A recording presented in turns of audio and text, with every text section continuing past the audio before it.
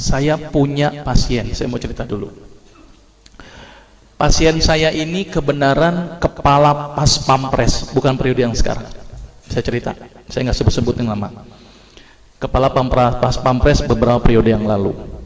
Datang ke saya, dok, saya ini sakit darah tinggi dok. Tensi saya normal sekarang, tapi saya harus minum obat seumur hidup dok. Obatnya kaptopril. Saya bosan minum obat ini. Bisa nggak dok saya nggak minum obat ini? Saya pada waktu itu terkenal sebagai terkun, Mbak, dokter plus dukun itu ya. Jadi datang ke saya pengen nggak pakai obat. Saya bilang ke bapak itu, baik pak, kita coba. Obat saya stop, saya kasih apa? Timun, seledri, bawang putih, pisang raja, kurma. Pulang pak, kontrol lagi minggu depan. Apa yang terjadi setelah minggu depan? Tensinya tambah naik pak. Dokter gimana sih dok? Bukannya stabil kok malah naik. Kenapa ini dok? Wah, saya ngeliat tampangnya udah serem banget itu kan. Yaudah deh pak, saya coba lagi, dosis saya naikkan pak. Timun dinaikkan, bawang putih dinaikkan, pisang raja dinaikkan, kurma dinaikkan. Orang bilang belenger nih orang gitu ya. Kontrol lagi pak minggu depan. Apa yang terjadi pak? Setelah minggu depan tensi tidak turun-turun. Saya pada waktu itu sempat hopeless. Aduh, harus gimana lagi?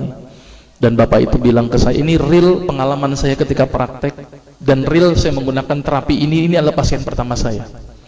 Saya pada waktu bilang ke bapak itu begini, tapi sebelum bapak itu bilang ke saya, dok ini udah nggak berhasil dok, apakah saya harus kembali ke kaptopril lagi?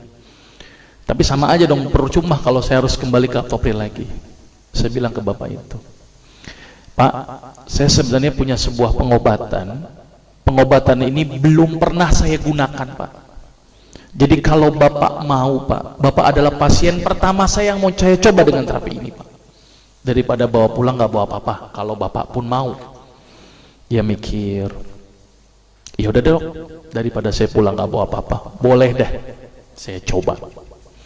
Ini luar biasa ini ya. Akhirnya saya bilang kepada bapak itu, baik pak, saya coba terapi ini. Kalau 2 minggu tidak ada perubahan, bapak nggak usah ketemu saya lagi. Tetapi kalau bapak ada perubahan setelah 2 minggu, tolong pak ketemu saya lagi selama 2 minggu. Tapi kalau tidak ada perubahan pak, bapak nggak usah ketemu saya lagi, berarti saya gagal. Dia mikir berapa saat. Baik dok, apa terapinya? Sederhana pak pada waktu itu. Saya suruh apa bapak itu? Siap dok, apa yang dokter lakukan? Saya bilang ke bapak itu, pak, tolong bapak senyum sehari 20 kali pak. Dan setiap kali senyum selama 20 detik. Gila nih kali dokter ya. Bukan dikasih obat malah dikali senyum gitu ya. Sudah pak, jalankan saja. Kalau tidak sembuh nggak usah ketemu saya lagi. Tapi kalau sembuh tolong 2 minggu ketemu saya lagi. Dia mikir, baik dok, tapi bagaimana kalau saya tidak bisa senyum? Ya udah pak, ngelihat kaca senyum sendiri. Saya suruh begitu.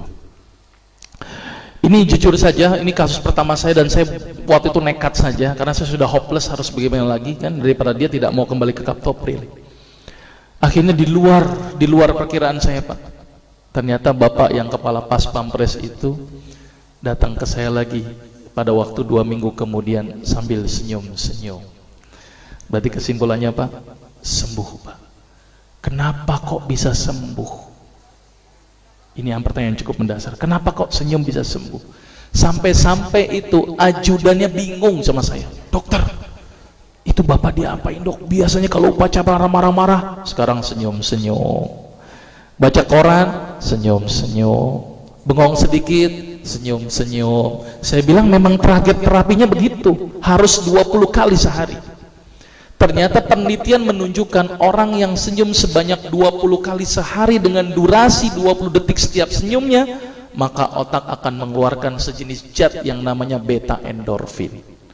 Apa itu beta endorfin? Beta endogenous morfin atau morfin yang dihasilkan alami oleh tubuh. Maka itu kalau orang yang biasa makan morfin, biasanya tubuhnya tidak bisa memproduksi morfin lagi. Jadi kalau orang yang banyak senyum Pak, ternyata morfinnya semakin banyak. Dan ternyata fungsi beta endorfin itu adalah melebarkan pembuluh darah. Maka itu orang yang rajin senyum, itu adalah pembuluh darahnya lebar dan tercegah dari penyakit hipertensi.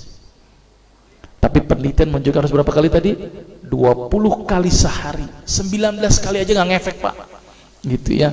Dan tidak boleh dirapel.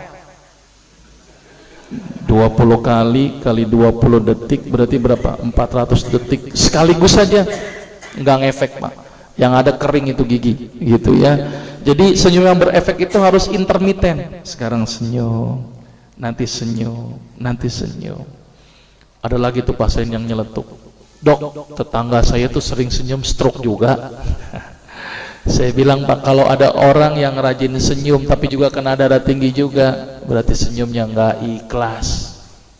Ngelihat orang melarat, senyum-senyum. Orang susah, senyum-senyum. Nah ini senyum yang nggak bermanfaat Pak. Jadi senyum yang berefek itu adalah senyum yang dihasilkan dari hati yang datangnya ikhlas karena Allah Pak, bukan karena siapapun. Ya, jadi mulai sekarang harus berapa kali tadi? 20 kali penelitiannya, karena senyum 20 kali akan mengeluarkan sejenis zat di dalam tubuh yang fungsinya melebarkan pembuluh darah. Maka itu orang-orang yang sakit darah tinggi, protap pertama saya apa? Senyum. Orang yang sakit jantung, senyum. Orang yang sakit stroke, senyum dulu. Kalau dia nggak bisa senyum Pak, berarti gagal pengobatannya. Itu pertama, tapi harus 20 kali. Itu contoh pasien pertama.